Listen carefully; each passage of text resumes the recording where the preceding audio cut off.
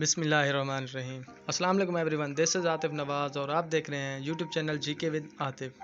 تو ویورز، آج کی اس ویڈیو میں آپ سے انگلش گرامر کے بارے میں ڈسکس کروں گا، چونکہ ہم نے سکول لیول تک بھی انگلش کو ڈسکس کیا ہوا ہے، مگر میں نے وہاں پہ دیکھا کہ جو ہم نے سکول لیول پہ ڈسکشن کی تھی وہ اتنی زیادہ مفید یا اتنی کارآمد نہیں تھی۔ اگر آپ ہمارے چینل پہ نئے ہیں تو ہمارے چینل کو لائک کریں، سبسکرائب کریں اور بیل آئیکن پر لازمی کلک کریں تاکہ آنے والی ہر ویڈیو آپ تک پہنچتی رہے۔ مے بی کہ اس میں ہماری کوتاہیاں تھی، ہمارا مینٹل لیول اتنا سٹرونگ نہیں تھا، یا ہمارے اندر کوئی ایسی خامیاں تھی جس کی وجہ سے ہم انگلش میں خود کو مضبوط نہیں کر پائے۔ یہ اوورآل پورے ہمارا جو ہے نا سسٹم کا ایک جو ہے نا کمزوری ہے کہ ہمیں انگلش کی بہت کم ہی سمجھ آتی ہے۔ تو آج کی اس ویڈیو میں الحمدللہ میں نے بہت کوشش کے ساتھ، بہت سٹرگل کے ساتھ ایک کام کیا ہے کہ میں نے ہر چیز کو، ہر ایک بات کو ود ان پکچر اور ود ان ڈیفینیشن اور ساتھ اس کے ساتھ میں نے جو ہے نا آپ کی آسانی کے لیے اس کو سمجھانے کے لیے ایکسپلینیشن کے ساتھ میں نے انگلش کو انگلش جو گرامر ہے اس کو میں نے بیان کیا ہے۔ تو میں آپ کو بتاتا چلوں کہ ہمارا یہ جو کورس ہوگا میکسیمم 4 سے 5 لیکچر تک ہوگا، جس میں میں آپ کو کمپلیٹ انگلش کی جو گرامر ہے اس کے متعلق آپ کو بتاؤں گا۔ موسٹلی میں نے نوٹ کیا ہے کہ اگر آپ کے پی پی ایس سی لیول کے نیچے تک کے جو جتنے بھی پیپرز آتے ہیں، این ٹی ایس ہے، پی ٹی ایس ہے، جس میں پنجاب پولیس کے ہیں، آرمی سے ریلیٹڈ ہیں، جتنے بھی یعنی کہ جو لو لیول تک کے جو پیپرز ہوتے ہیں ان میں اکثر میں نے نوٹ کیا ہے کہ وہ انگلش، بیسک انگلش کے ہی یوز کرتا ہے، جن میں سبجیکٹ، آبجیکٹ، ورب اور کنجکشن وغیرہ، اور اس کے بعد پرونون، نون، اور اس میں بہت سی چیزیں یعنی کہ شامل ہیں جو وہ پوچھتا ہے۔ اور ہمارا معیار یہ ہے کہ ہمیں ان چیزوں کے بارے میں مکمل انفارمیشن یا آگاہی نہیں ہوتی، چونکہ یہ ہمارے پیچھے سے کوتاہیاں ہیں جو ہم نے ان کو فلفل نہیں کیا۔ تو یہ ہمارا جو ہے نا انگلش کا ایک کورس ہے، تو اس میں آج اس کا پہلا لیکچر ہے جی۔ تو شروع کرتے ہیں۔ جو ہمارے پاس فرسٹ انگلش کے گرامر کے حوالے سے چیز آتی ہے وہ آتی ہے پارٹس آف سپیچ۔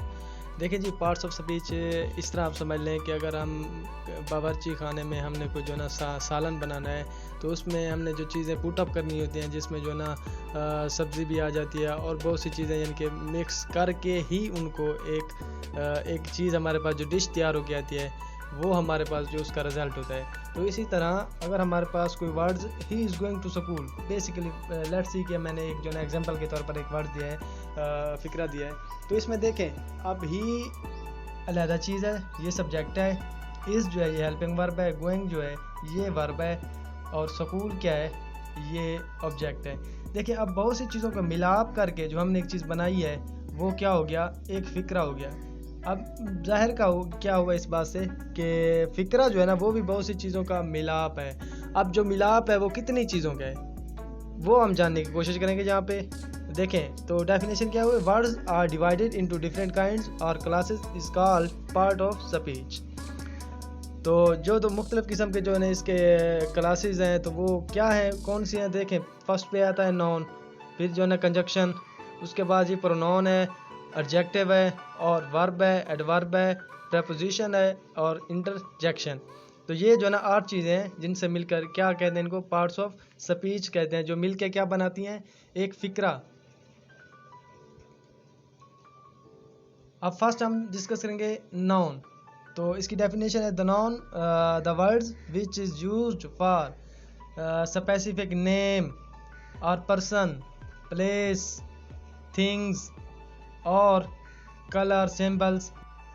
تو اگر ہم سمپل لفظوں میں بات کریں تو ناؤن ایک ایسی کسی خاص شخص، چیز یا جگہ کا نام، تو اسے کیا کہتے ہیں، ناؤن کہتے ہیں۔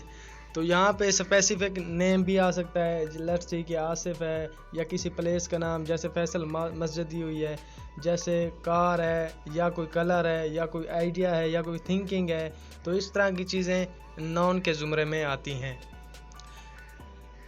اب جی اس کے ناؤن کی جو قسمیں ہیں تو اس کی جو نا فردر ٹائپس ہیں ناؤن کی، جس میں فرسٹ نمبر پہ آتی ہے جو نا کامن ناؤن، اور اس کے بعد کامن ناؤن کیا ہوتی ہے، دیکھیں words of noun which denotes in common to every person اور every thing of the same kind.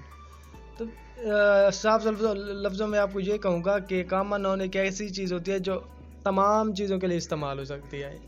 तो जैसे कि कार, अब कोई पता नहीं है कि कार किस तरह की कार, कौन सी कार, या किसी दुनिया, अब दुनिया में बहुत से ममालिक शामिल हैं। अगर मैं किसी कंट्री का नाम लेता हूँ, लेट्स सी के अगर उसको मैं स्पेसिफाई नहीं करता, मैं कहता हूँ कि दुनिया में एक मुल्क है, तो मुल्क यहाँ पे बहुत से, जैसे एशिया इज़ अ कंटिनेंट, तो अब 7 कॉन्टिनेंट है टोटल, जिसमें मैं यहाँ पे जो वर्ड एशिया है, जहाँ पे जो कॉन्टिनेंट आएगा वो कॉमन नाउन में आएगा, क्योंकि कॉन्टिनेंट जो है ना वो एशिया के साथ भी इस्तेमाल होता है, यूरोप के साथ भी इस्तेमाल होता है, साउथ अफ्रीका के साथ भी इस्तेमाल होता है, तो तमाम के साथ जो है ना कॉन्टिनेंट लफ्ज़ यूज़ होता है। अब proper noun is a noun of the name of a particular person, किसी ख़ास शख्स, चीज़ या जगह का नाम। अब ख़ास शख्स क्या हो गया, पाकिस्तान। अब दुनिया में मैंने जो है ना किसी एक मुल्क का नाम लेगा, लेट्स सी कि जो पाकिस्तान है, तो ये एक स्पेसिफिक नेम है, एक ख़ास नाम है। अब लेट्स सी के नीचे वाले एग्जांपल के मतलब एशिया इज़ अ कॉन्टिनेंट, तो एशिया क्या है, ये एक प्रॉपर नाउन है। अब कॉन्टिनेंट हो गया कॉमन नाउन और एशिया क्या हो गया, प्रॉपर नाउन। अगर किसी चीज़ को आप स्पेसिफिक कर दें, एक मखसूस कर दें, तो वो क्या हो जाएगी आपके लिए, प्रॉपर नाउन हो जाएगा, यानी कि एक ख़ास चीज़ हो जाएगी। जब अगर आप किसी चीज़ को कॉमन कर दें तो वो एक आपके पास कॉमन नाउन हो जाएगी। नेक्स्ट हमारे पास है एब्स्ट्रैक्ट नाउन। तो एब्स्ट्रैक्ट नाउन एक ऐसा नाउन है जो आपके खुशी, जज्बात या आपकी फीलिंग्स, आपके इमोशंस या उन चीज़ों को ज़ाहिर कर, आपकी थॉट्स, तो इन चीज़ों को जो ज़ाहिर चीज़ करता है वो आपका क्या हो गया, एब्स्ट्रैक्ट नाउन। अब देखें, अब थॉट्स ये चीज़ें ज़ाहिर नहीं होती बज़ाहिर, तो यानी कि एक ख्याली चीज़ें हैं आपके, जो है ना, अगर आप लाफिंग कर रहे हैं, अगर आप हंस रहे हैं, तो ये आपकी बॉडी लैंग्वेज तो आपको बताती है कि आप जो है ना, आपकी फीलिंग्स, आप खुश हैं, लेकिन ये चीज़ें आपको बज़ाहिर दूसरा बंदा इस चीज़ों को महसूस नहीं करता। इसी तरह आप सैड हैं, तो ये आपको ही पता है, आप ही समझ सकते हैं इन चीज़ों को, यानी कि एब्स्ट्रैक्ट नाउन क्या हो गया, साफ आसान लफ्ज़ों में अगर पूछा जाए तो noun which is used to express your thoughts, emotion, feelings is known as abstract noun. Next है जी कलेक्टिव नाउन। तो नाम से भी ज़ाहिर है, a words denote a number of persons or things taken together but spoken of as one is collective noun, यानी कि एक ऐसी चीज़ जो पूरी मतलब है कि एक टीम जैसे एक है, तो चंद चीज़ों का जो मजमुआ, लेकिन वो एक लफ्ज़ के तौर पर ले, जिसको जो है ना सिंगुलर बंदा ले सके। अब जैसे टीम है, नंबर ऑफ प्लेयर्स की क्या बनेगी, एक टीम बनेगी। इसी तरह नंबर ऑफ सोल्जर के, तो क्या मिलके क्या बनाएंगे, एक आर्मी बनाएंगे। और इसी तरह नंबर ऑफ पीपल मिलके एक क्राउड बनाएंगे। अब देखें, चीज़ें तो बहुत सारी हैं, नंबर ऑफ पीपल्स काफ़ी ज़्यादा तादाद में लोग हैं, लेकिन हम उनको एक स्पेसिफिक नाउन के नाम से याद करते, क्राउड।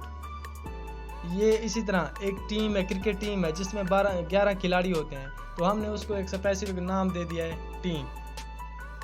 और इसी तरह आर्मी में भी बहुत से सोल्जर होते हैं, तो हमने उसे एक स्पेसिफिक नेम दे दिया है, आर्मी। तो ये कौन सा नाउन हो गया जी, कलेक्टिव नाउन। नेक्स्ट हमारे पास है मटेरियल नाउन। अब देखिए, जैसे नाम से भी ज़ाहिर है कि मटेरियल नाउन, अब इसमें कौन सा, गोल्ड, सिल्वर, वुड, और ये इसके जो है ना कलेक्टिव नाउन में मटेरियल नाउन में आ जाएंगे। नेक्स्ट हमारे पास है जी काउंटेबल नाउन। तो ये नाम से भी ज़ाहिर है, काउंटेबल यानी कि ऐसी चीज़ जिसको गिना जा सके या जिसको स्पेसिफाई किया जा सके, मखसूस किया जा सकता है, अलग-अलग किया जा सके। Countable noun are the people, objects that can be counted is called countable noun. अब जैसे हमारे पास किताबें, अलमारी में मौजूद किताबें हैं, तो ये काउंटेबल नाउन में आती हैं। इसके बाद जो है ना एप्पल्स हैं टोकरी में पड़े हुए, तो ये भी काउंटेबल नाउन्स में आते हैं। इवन के इससे ज़्यादा भी तादाद में हो जाए एप्पल्स कि हमें टाइम तो लगेगा उनको गिनने में, लेकिन हम गिन सकेंगे उनको।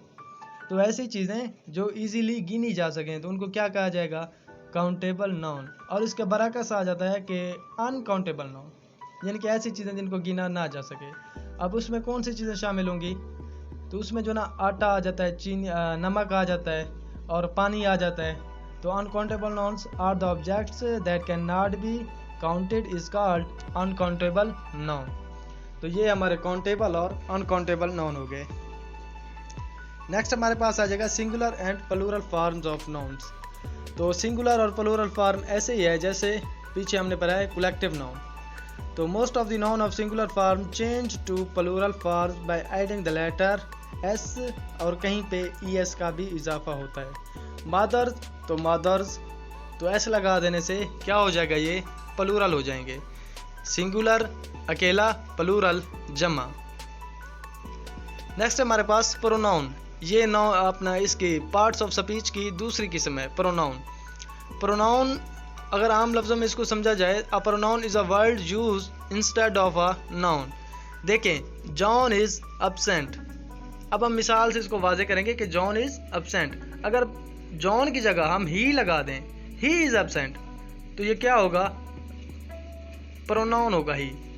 देखें, नाउन की जगह पे, यानी कि अगर आप सिंपल वर्ड्स में उर्दू में इसको समझें तो ये इस तरह होगा कि नाउन की जगह एक ऐसा लफ्ज़ लगाने से जिससे फ़िक्रे की जो इसकी सेटिंग है वो भी तब्दील ना हो। यानी कि John is absent, he is absent. तो इसमें जो ना फर्स्ट पर्सन, सेकंड पर्सन और थर्ड पर्सन का जिक्र भी आ जाता है। देखिए, अब इस टेबल में देखें तो फर्स्ट पर्सन सिंगुलर आई, तो सब्जेक्टिव प्रोनाउन होगा, एडजेक्टिव प्रोनाउन होगा और ऑब्जेक्टिव प्रोनाउन होगा। अब सब्जेक्टिव, एडजेक्टिव और ऑब्जेक्टिव ये पीछे आप पढ़ चुके हैं। सब्जेक्टिव आई और एडजेक्टिव क्या होगा, उसकी खासियत, जैसे माई मेरा, ओवर हमारा, यूअर तुम्हारा, हिज उसका, हर उसका, तो ये जो ना एडजेक्टिव हो जाता है। अच्छा, अब फर्स्ट पर्सन में सिंगुलर आई, एडजेक्टिव में माई और ऑब्जेक्टिव प्रोनाउन में मी हो जाएगा। अब फर्स्ट पर्सन प्लूरल, अब यानी कि सिंगुलर के लिए आई, प्लूरल के लिए वी ओवर अस। इसी तरह सेकंड पर्सन एक ही होता है और वो होता है यू, यूअर, यू। अब थर्ड पर्सन में दो चीज़ें, ही के लिए भी आ जाता है, शी भी आ जाता है और किसी ऑब्जेक्ट के लिए भी आ जाता है। कोई चीज़ जानदार या बेजान चीज़ जिसमें जो ना इट यूज़ होता है। अब ही, शी, इट, ही का हिज, हिम, और शी का हर, इट का इट्स और इट। अब थर्ड पर्सन प्लूरल में क्या होगा, अगर जम्मा थर्ड पर्सन में जम्मा आ जाए तो दे, देयर, देम। तो ये जो है ना, जो टेबल है ना, ये आपने याद करनी है, इंतहाई अहम तरीन टेबल है। एडजेक्टिव। अब एडजेक्टिव क्या है, एडजेक्टिव किसी चीज़ की खासियत बयान करना, यानी कि अगर कोई चीज़ है तो उसमें कुछ चीज़ ऐड कर देना, तो उसको क्या कहेंगे, adjective. Adjective is a word that generally modifies a noun or noun phrase, जो किसी चीज़ में इजाफा कर दे, मॉडिफाई कर दे। अब बेसिकली कि हम एक एग्जांपल लेते हैं, इसको जब मैं एग्जांपल लूँगा तो आप इसमें जो ना क्लियरली आपको वाजे हो जाएगा कि एडजेक्टिव है क्या चीज़। मैं कहता हूँ दिस इज़ अ कार, ठीक है जी। अब मैं नेक्स्ट कहता हूँ this is a beautiful car. अब देखें, हमने ऐड किया है ब्यूटीफुल को कार के अंदर, इस एग्जांपल के अंदर हमने ब्यूटीफुल को ऐड किया, तो ब्यूटीफुल क्या हो गया, इसका एडजेक्टिव हो गया। अब आपको इजीली इस चीज़ की समझ आ गई होगी कि एडजेक्टिव क्या होता है। बेसिकली इसमें कोई चीज़ ऐड कर देना जो उसकी नेचर को बयान करे या उसकी खूबसूरती को बयान करे या उसके बड़ा होने को बयान करे। अब इसमें भी तीन चीज़ें हैं, पॉजिटिव, कंपैरेटिव और सुपरलेटिव। तो ये तीन डिग्रीज हैं, और पॉजिटिव में बिग, कंपैरेटिव में बिगर और सुपरलेटिव में बिगेस्ट। तो ये तीन तरह की जो है ना इसकी डिग्रीज आती हैं। बार words that show an action, यानी कि ऐसे अल्फाज जो किसी एक्शन को शो करें, जिसमें सहना, करना, काम करना, कुछ यानी कि इस तरह के अल्फाज। लेट्स से कि हमारे पास वॉकिंग है, टॉकिंग है, इसके बाद जो है ना रनिंग है और सिंगिंग है, और इसके बाद जो है ना लाफिंग है। यानी कि वर्ब एक ऐसी चीज़ को कहते हैं जो एक एक्शन को परफॉर्म करे।